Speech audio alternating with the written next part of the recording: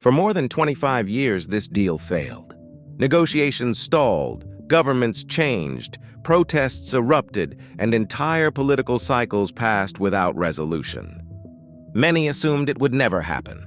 And then, quietly, Europe pushed it over the line. While headlines focus on South America, tariffs, and political drama, the deeper story is far more strategic. Europe has just reshaped its trade map to reduce risk and widen options, and in doing so, Canada is positioned to benefit from the system Europe is now building. Welcome to GeoCapitalist. Today we examine Europe's biggest trade deal in 25 years, and why Canada benefits.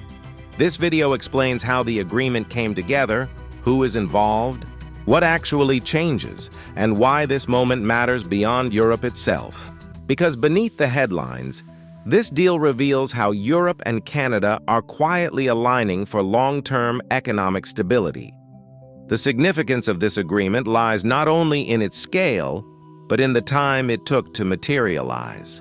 Negotiations between the European Union and the Merkashure bloc began in 1999, at a moment when globalization was accelerating and trade liberalization was widely assumed to be inevitable. What followed instead were decades of delay, resistance, and repeated breakdowns. Environmental concerns, agricultural opposition, political turnover, and shifting economic priorities repeatedly pushed the deal off the agenda. For years, it became a symbol of how difficult large-scale, rules-based cooperation had become in a fragmented world. A political understanding was reached earlier in the process. But translating that understanding into something capable of surviving European institutions proved far more challenging. Farmers feared unfair competition, governments hesitated under domestic pressure, and environmental commitments raised unresolved questions. Entire election cycles passed without progress. What ultimately changed was not ideology, but circumstance. Europe entered a period where concentrated trade relationships became a vulnerability rather than a strength. Supply disruptions, tariff pressure, and economic leverage altered the risk calculus. Completing a long-negotiated agreement began to look less dangerous than leaving Europe exposed. When the final political barrier fell, it reflected a deliberate choice to prioritize resilience over delay. At its core, this agreement connects two vast and very different economic systems. On one side stands the European Union, representing 27 member states with deeply integrated markets, advanced manufacturing, and one of the largest consumer bases in the world. On the other side stands the Merkashure bloc, made up of Brazil, Argentina, Uruguay, and Paraguay, countries that together anchor much of South America's agricultural output, industrial capacity, and emerging middle-class demand. When combined, the agreement links roughly 700 million people under a shared trade framework, placing it among the most expansive economic arrangements currently in force. This scale matters not only because of population size, but because of economic complementarity. Europe brings high-value industrial exports, technology, pharmaceuticals, chemicals, and services. Merkashure contributes energy, food production, raw materials, and access to fast-growing markets. The agreement does not concentrate power in one direction. It redistributes opportunity across sectors and regions. Importantly, Bolivia's recent entry into Merkashure highlights that this bloc itself is still evolving, underscoring the long-term nature of the integration Europe is pursuing. This is not a narrow or symbolic deal. It is a structural expansion that reshapes trade flows across continents and creates ripple effects far beyond the countries whose names appear on the page. Europe's ability to conclude a deal of this magnitude rests on the depth of its economic foundation. The European Union generates roughly 16 trillion euros in economic output each year, making it one of the most powerful economic systems in the world. Its external trade in goods and services reaches into the trillions annually, spanning every major region and sector. This scale gives Europe a critical advantage: the capacity to diversify without destabilizing its core economy. Europe does not enter new agreements out of desperation, but from a position of institutional strength. This is why the Merkashure Agreement is best understood as a recalibration rather than a retreat. Europe is not abandoning existing trade partners or attempting to disengage from global markets. Instead, it is reducing concentration risk by widening its network of economic relationships. In a world where supply chains can be disrupted and trade dependencies can be leveraged, diversification becomes a form of insurance. Europe can absorb adjustment costs because of its size, while smaller economies often cannot. That reality matters for partners embedded in Europe's system. When a market of this scale shifts its trade architecture, upstream suppliers, investors, and allied economies feel the effects. Canada, already integrated into Europe's economic ecosystem, stands to benefit from this structural flexibility rather than being displaced by it. Despite its scale, the agreement is often misunderstood as a sudden opening of markets. In reality, the changes it introduces are gradual, structured, and heavily regulated. On the industrial side, tariffs on European exports, such as automobiles, machinery, chemicals, and pharmaceuticals, are scheduled to be reduced over time, improving competitiveness without triggering immediate disruption. These reductions are phased in precisely to allow domestic industries on both sides to adjust. Agriculture, the most politically sensitive component, is handled with even greater caution. Rather than unlimited access, the agreement relies on strict tariff-free quotas for products such as beef, poultry, sugar, rice, and honey. These quotas represent a small fraction of European consumption and are designed to prevent sudden import surges. Safeguard mechanisms are embedded directly into the framework, allowing imports to be paused or restricted if domestic markets are materially disrupted. Environmental and food safety standards also remain intact. Products entering the European market must comply with existing regulations, ensuring consumer protection while maintaining policy continuity. The result is not an uncontrolled liberalization, but a managed expansion of trade under clearly defined limits. This controlled structure is central to understanding why the agreement passed after so many years.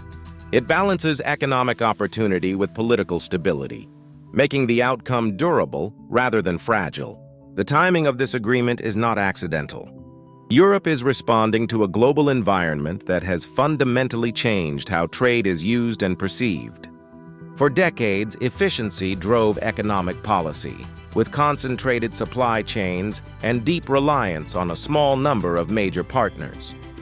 That model delivered growth, but it also introduced hidden vulnerabilities. Recent years exposed those weaknesses clearly, as supply disruptions, tariff pressures, and politicized trade tools became more common. What once looked efficient began to look fragile. Diversification in this context is not a rejection of globalization. It is a recalibration of risk. By expanding trade relationships across multiple regions, Europe reduces its exposure to sudden shocks originating from any single market. This approach strengthens negotiating leverage without resorting to confrontation, allowing Europe to maintain stability while preserving choice. Strategic autonomy, as it is often described, does not mean isolation. It means optionality. This logic aligns closely with Canada's economic philosophy. Both systems prioritize predictability, rules-based cooperation, and long-term planning over short-term advantage. As Europe broadens its trade footprint, partners that share these principles become more valuable, not less. Diversification, therefore, does not dilute existing relationships. It reinforces them, positioning trusted partners to benefit as Europe's economic network becomes more resilient and balanced. Canada is not a signatory to the Merkashure Agreement, and that distinction is important. Canada's role in this story is not about formal participation, but about positioning. Over the past decade, Canada has become deeply embedded in Europe's economic and industrial ecosystem through aligned standards, investment flows, and long-standing trade frameworks. This integration means that when Europe expands outward, Canada often benefits upstream, long before the effects become visible in headline trade figures. As European exports increase toward South American markets, production scales across multiple sectors. That expansion requires inputs, financing, logistics, and specialized expertise. Canadian firms are already present in many of these areas, particularly in advanced manufacturing, energy services, engineering, and financial infrastructure. The result is indirect but tangible economic upside. Conservative estimates suggest that this expansion could translate into several $billion in new annual opportunity for Canadian companies through contracts, partnerships, and co-production arrangements. Crucially, this benefit does not depend on preferential treatment or political leverage. It stems from trust and compatibility. Canada's regulatory environment, legal stability, and institutional reliability make it a low-friction partner for European firms operating across borders. In a diversified trade system, reliability becomes a competitive advantage, and Canada is positioned to capture that value quietly and consistently. This agreement also highlights a broader contrast in how economic influence is exercised. One model relies on pressure, leverage, and transactional power. It seeks rapid concessions and visible dominance, often using tariffs, threats, or territorial rhetoric to extract short-term advantage. That approach can generate headlines, but it also introduces instability and erodes trust over time. Economic relationships built on pressure tend to remain fragile, vulnerable to sudden reversals when political winds shift. The alternative model, which Europe and Canada increasingly embody, is slower and less dramatic.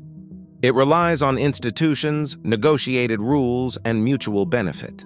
Instead of forcing outcomes, it builds frameworks that allow multiple parties to plan, invest, and grow with confidence. The Merkashure Agreement reflects this approach clearly. It took decades not because of weakness, but because compromise, safeguards, and balance were prioritized over speed. For Canada, this distinction matters. Its economic success has historically depended on predictability rather than dominance. By aligning with systems that value cooperation over coercion, Canada reduces exposure to abrupt policy shocks and strengthens its long-term planning horizon. In a world where economic power is often exercised bluntly, collaboration becomes a strategic asset.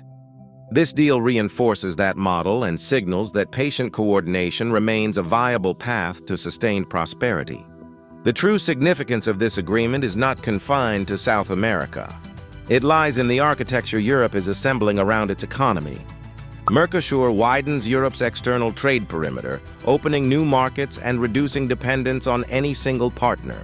At the same time, Europe is deepening relationships with trusted economies that share its regulatory standards, political stability, and long-term outlook. Canada sits firmly within that trusted circle. This dual approach creates resilience. New markets provide growth potential, while established partners provide stability and reliability. The system is designed to absorb shocks rather than amplify them. It is not built for maximum speed, but for endurance. That distinction explains why this agreement took 25 years and why its completion matters now. For Canada, the benefit is structural rather than symbolic. As Europe's network expands, Canada's position inside that network becomes more valuable. Canadian firms gain access to growing production cycles, investment flows, and cooperative frameworks without needing to renegotiate their place at the table. The win is not a single contract or export surge. It is durable integration into a system designed to compound opportunity over time. Europe's biggest trade deal in 25 years is often framed as a breakthrough with South America, but its implications reach much further. It represents a deliberate shift toward diversification, resilience, and cooperation in an increasingly uncertain global economy. For Europe, it widens options and reduces vulnerability. For Canada, it reinforces a strategy built on trust, alignment, and long-term planning. Canada benefits not by demanding access, but by already being integrated into the system Europe is strengthening. This is how sustainable wealth is built, not through pressure or confrontation, but through patient collaboration and shared rules. And there you have it. If you found this breakdown valuable, watch our next video. It connects directly to what's unfolding. And don't forget to subscribe. Your support helps us decode these global shifts without compromise. This was Europe's biggest trade deal in 25 years and why Canada benefits. Thanks for watching, and we'll see you in the next video.